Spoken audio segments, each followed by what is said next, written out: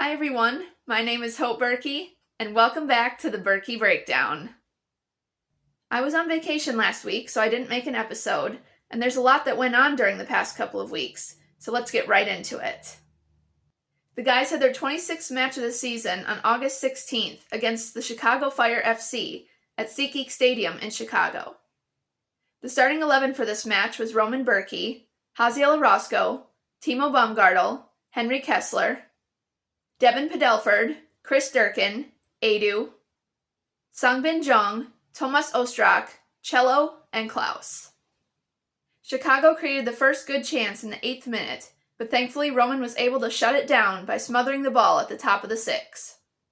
Chicago created another chance in the 16th minute as Brian Gutierrez made a pass to Andrew Gutman, who passed it to Hugo Kuipers in the 18-yard box. Kuipers took a right-footed shot and put it into the bottom corner of the back of the net, putting Chicago in the lead 1-0. Then City created a chance in the 23rd minute as Henry Kessler ran with the ball across the halfway line and made a pass to Klaus. Klaus ran with the ball into the 18-yard box and took a shot, but it was stopped by Chicago's goalkeeper Chris Brady. Then Chicago had another chance in the 26th minute as Jonathan Bamba took a shot from the penalty arc, but thankfully it ended up going wide right. The rest of the first half was pretty much back and forth, and after 3 minutes of added stoppage time, the halftime whistle blew, and City went into halftime down by a goal. City came out flying in the second half and created a chance in the 47th minute as Devin Padelford made a cross pass into the inside of the 18-yard box. Chicago defenders knocked it out to about the penalty kick spot, and Tomas Ostrak got on it and took a left-footed shot and slotted it into the back of the net, tying the match 1-1. City made their first 2 substitutions in the 57th minute as Conrad Vollum came in for Haziel Orozco and Falou Fall came in for Henry Kessler. Then Chicago attacked again in the 59th minute as Leonardo Barroso ran with the ball into City's end and made a pass to Philip Zinkernagel in the box. Zinkernagel took a shot, but Roman came up big by making the kick save. City began attacking immediately after that as Tomas Ostrak made a pass to Conrad Vollum, who passed it right back to Ostrak in the box. Ostrak then made a cross pass to Cello, who was at the corner of the 6-yard box, and Cello got on it and took a right-footed shot and banged it home, making the score 2-1 City. Then Chicago created another chance in the 67th minute as Philip Zinkernagel got on a loose ball in City's end and ran with it into the 18-yard box. He took a left-footed shot and put it into the bottom of the back of the net, tying the match again and making the score 2-2. Immediately after that, City made 2 more substitutions as Celio Pompeu came in for Tomas Ostrak and Alfredo Morales came in for Chris Durkin. Then Chicago took a short corner kick in the 71st minute, and Brian Gutierrez received it and took a shot from just outside the box, but Roman dove and stopped it with his fingertips. Then City had a corner kick in the 75th minute, and Edu kicked it into play. Chicago players got on it, and one of them was called for a handball in the box, which gave City a penalty kick.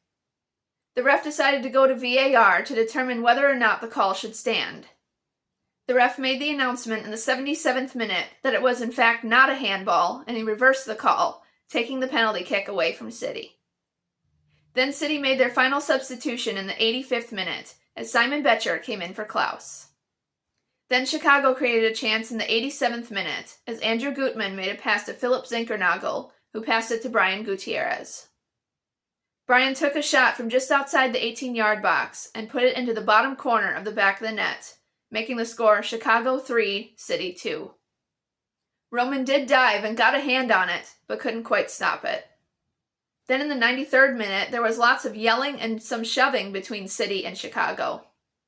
Roman ended up with a yellow card because he was speaking to the ref and the ref was getting sick of hearing complaints and yelling. Then City had one final chance in the 95th minute as Songbin Jong tried to pass the ball to Simon Betcher, but Chicago players got in the way. Then Cello got on it in the penalty arc and passed it to Simon, who took a shot, but it ended up hitting the near post. After a few more stoppage time minutes, the full-time whistle blew, and City took their 15th loss of the season, with a final score of Chicago 3, City 2. Congratulations to Tomas Ostrak, who scored his first goal of the season in this match. We had 14 total shots, with 3 being on goal. Chicago had 19 total shots, with 5 being on goal. Both teams had 8 fouls, and City had 2 corner kicks, while Chicago had 6. Roman had 2 saves in this match. Overall, I thought the guys played and fought hard, but it was very disappointing to watch them give up the lead like that. I still believe in them, though, and I know that things will get better. The guys had their 27th match of the season this past Saturday against the Vancouver Whitecaps at BC Place in Vancouver. The starting 11 for this match was Roman Bürki, Conrad Wallem, Henry Kessler, Timo Baumgartel, Devin Padelford, Chris Durkin, Edu, Songbin Jong, Tomas Ostrak, Cello, and Klaus.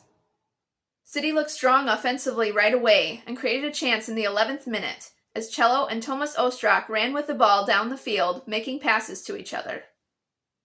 Then Cello got into the box and took a shot, but it went right to Vancouver's goalkeeper, Yohei Takaoka.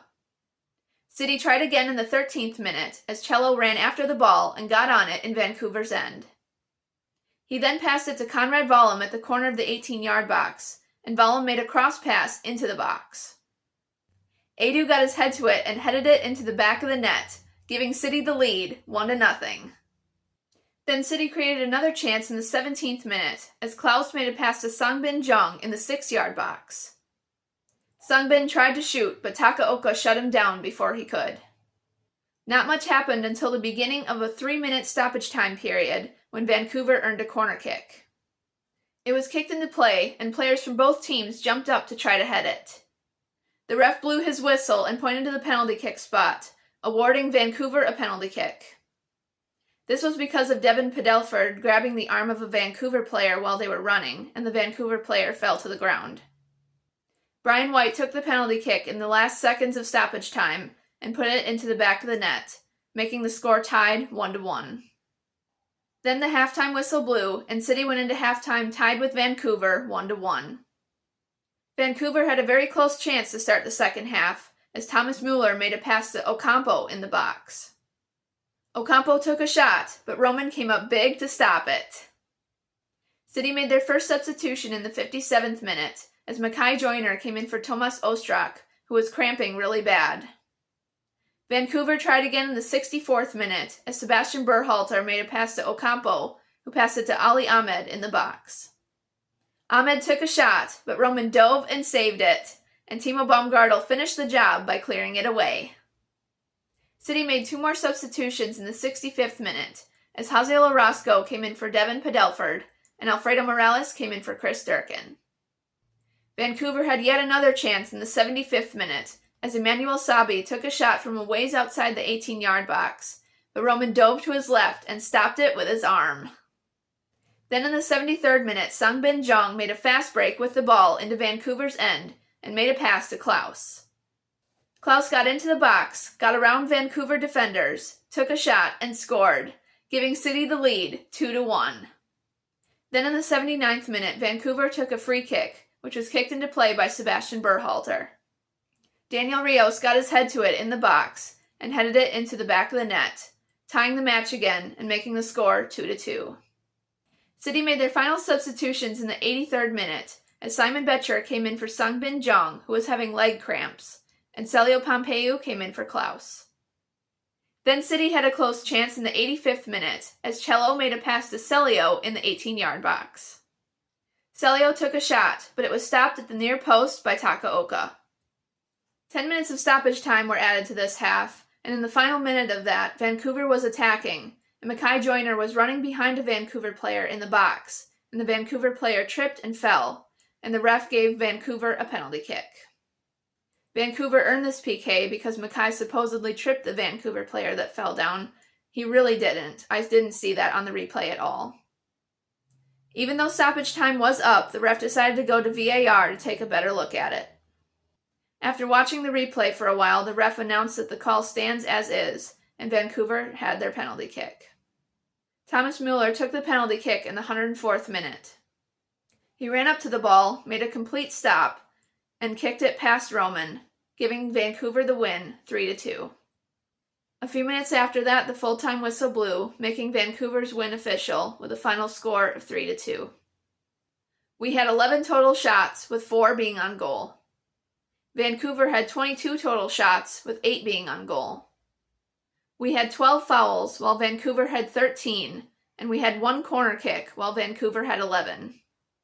Roman had a total of 4 saves in this match. I thought City played great in this match against a very informed Vancouver team. I was very upset and disgusted by the calls made against City, especially the second penalty kick call. That should not have been at all. Even the first penalty kick Vancouver earned probably shouldn't have been. Even though City played well, it ended up being a very frustrating match. I know it was frustrating for me to watch, and I'm sure it was very frustrating for the players and the staff. I believe City was robbed of a win and even a tie. I'm still very proud of the guys for fighting their hearts out and playing really well. It was a very disappointing outcome, but I know the guys are going to get stronger from this, and hopefully things will get better moving forward. Moving on to the transfer news now, City announced this past Tuesday that they had transferred Zande Silva to Israel Premier League team Hapoel Tel Aviv FC. Thank you, Zande, for your time with City, and may God bless you and your future. A few days ago, City also announced that Mackay Joyner has been moved to the first team supplemental roster, which makes him eligible for matchday selection through the rest of the season. Congratulations, Mackay! In other news, Tyson Pierce celebrated his birthday on August 12th, and Rasmus Alm celebrated his birthday on August 17th. Happy birthday, Tyson, and happy birthday, Rasmus! I hope you both had great birthdays. And now moving on to the biggest piece of news that came out just this morning. City has announced that they have decided to part ways with sporting director Lutz Pfannenstiel.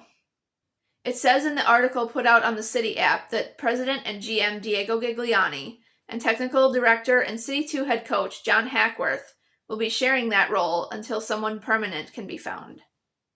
I'm personally very shocked by this news. I am not one of the people that wanted him to go. I know people were wanting that for a really long time now. Personally, I was not. I think that this might not be a very good decision for this club to let Lutz go, but yeah, just was not expecting to see that today for sure. I thought if it were to happen, it would happen during the off season, but boy was I wrong. It happened today, and yeah, I'm just not sure that this was the right decision. Most of me thinks no, that this should not have happened, especially with quite a few weeks of the season left to go. But I want to know your guys' opinions on this, because there are some mixed feelings in the comments on Instagram and Facebook in the thank you post for Lutz. So let me know down in the comments whether you think this was the right decision for the club or the wrong decision. And thank you, Lutz, for your time with City. I will miss you, as I know many other people will. Thank you so much for your service to the club all these years. And yeah, may God bless you and your future. Thank you, Lutz. City's next match will be on Saturday as they host the Houston Dynamo at Energizer Park. Hopefully the guys will continue to play well and be able to get the win. It will be another normal week of training for the guys as they prepare for their next match. Now let's talk about the weather conditions the guys will be experiencing this week. Today there will be a mix of sun and clouds with a high of 75 degrees and winds out of the north-northwest at 10 to 15 miles per hour. On Tuesday it will be sunny with a high of 78 degrees and winds out of the north-northwest at 5 to 10 miles per hour. On Wednesday, it will be partly cloudy in the morning, followed by cloudy skies for the afternoon, with a high of 80 degrees, and winds will be light and variable. On Thursday, it will be partly cloudy with a high of 79 degrees and winds out of the south-southwest at 5 to 10 miles per hour. On Friday, it will be mostly sunny with a high of 80 degrees and winds out of the northeast at 5 to 10 miles per hour. On Saturday, there will be a mix of sun and clouds with a high of 79 degrees and winds out of the east-northeast at 5 to 10 miles per hour. And on Sunday, it will be mostly sunny with a high of 81 degrees and winds out of the east-northeast at 5 to 10 miles per hour. So this week there will be much cooler conditions for the guys to train in, which I'm sure they will appreciate, especially after all the hot temperatures they've experienced over the past few months. Hopefully they get a good week of training in and keep working hard. Thank you so much for watching this episode of the Bürki Breakdown. If you haven't already, please subscribe and click on your post notifications so you don't miss out on any new videos. If you like this video, please give it a thumbs up and leave a comment down below with your thoughts on how City did during their matches against Chicago and Vancouver. Also, let me know your thoughts about the departure of Lutz Pfannenstiel. And if you're not already following me on Instagram and Facebook, please do so. I'm at the Bürki Breakdown. I'll see you guys in the next one. Let's go City!